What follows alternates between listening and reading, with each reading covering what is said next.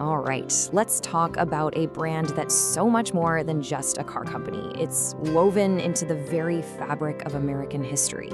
We're talking about Cadillac, a name that for generations was basically the definition of luxury, innovation, and, yeah, the American dream. For decades, it was simple, right? If you really made it in America, you drove a Cadillac. It wasn't just a way to get around, it was a statement. It was proof that you had arrived. But then, well, the crown started to slip.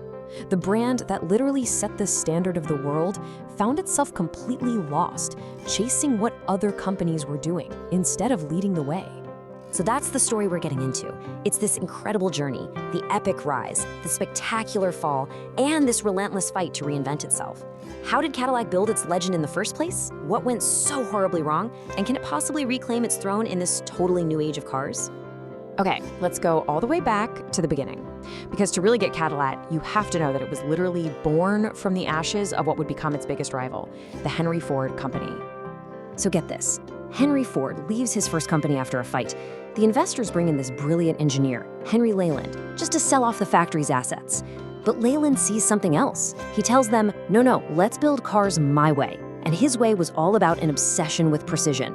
He wanted every single part to be perfectly identical so they could be swapped between cars. Now, that sounds totally normal to us today, but back then, it was a revolution. It made cars way more reliable.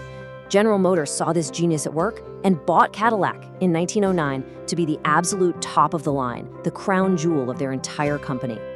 And that whole precision thing, it paid off big time. In 1908, they went to England and did this incredible demonstration.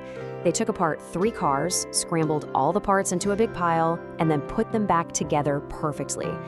It blew everyone away and won them the super prestigious Dewar Trophy. Then they won it again in 1912 for inventing the electric starter, the thing that got rid of that dangerous arm-breaking hand crank. On top of that, they gave the world the first mass-produced V8 engine and had the game-changing idea to hire a stylist, Harley Earl, just to make cars look beautiful. You can just see the legend being built, piece by piece. And this is the most important part. That slogan, Standard of the World, wasn't just some clever ad campaign. It was a title Cadillac earned. They proved it with engineering that was truly, without a doubt, the best there was. So you have this engineering powerhouse, and soon it merges with this incredible, iconic design. This is the post-war era, when Cadillac style perfectly captured the booming confidence of the entire nation. So World War II is over. The head designer, Harley Earl, he's totally inspired by the P-38 Lightning fighter plane. And what does he do? He puts these small, subtle little fins on the 1948 models. It was just a hint of the jet age, a little nod to the future. By the mid-50s, that little nod became a full-throated shout. The fins got taller, sharper, and they became the absolute signature of the car. It was the perfect symbol for America's power and prosperity. And then you get this, 1959. This is the absolute peak. The fins were just magnificent, towering chrome-tipped rockets with these crazy dual bullet taillights. It wasn't just a car anymore. It was a moving piece of sculpture. It was, without question, the icon of the era. But when you reach a peak that high, there's often only one way to go. As the optimism of the 50s faded and the messy 70s began, Cadillac started to lose its way. The oil crisis of the 1970s hit Cadillac like a ton of bricks. I mean, the brand's whole identity was built on these huge, magnificent cars with enormous engines. Suddenly, that was a massive problem. They were forced to downsize, to shrink their cars and their engines. The whole bigger is better philosophy that had defined them for decades was officially dead. And this slide right here captures the moment the brand truly hit rock bottom. They were panicked by all these smaller, more efficient luxury cars coming from Europe, and they made a truly disastrous decision. It was all embodied by this one car, the Cimarron. See, the Cimarron was just a cheap Chevrolet Cavalier with some leather seats and Cadillac badges slapped on it, and everybody knew it. In the world of luxury, authenticity is everything. This wasn't just a bad car. It was a betrayal. It broke the trust of their customers, and the damage to their reputation was just catastrophic. To survive, Cadillac couldn't just make a few changes. It had to be completely reborn. So, as we entered the 21st century, the brand started a radical reinvention, beginning with a really bold new look.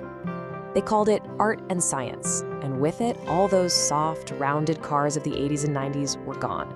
In their place were these sharp, creased designs that looked like they were inspired by stealth fighters. It was a really aggressive, deliberate attempt to look high-tech and futuristic, and to carve out a new identity that was 100% Cadillac, but for a whole new generation. And the new look came with a whole new game plan. The CTS sedan was built to go head-to-head with the German sports sedans that had taken over. The Escalade became a massive cultural icon and made them a ton of money. And with their new high-performance V-Series cars, Cadillac wasn't just about being comfortable anymore. It was about being fast, really fast. And if you need proof they were serious, look at this number. In 2009, they took a 4-door CTS-V sedan to the Nürburgring, the toughest racetrack in Germany, and it set a ridiculously fast lap record for a production sedan. This was it.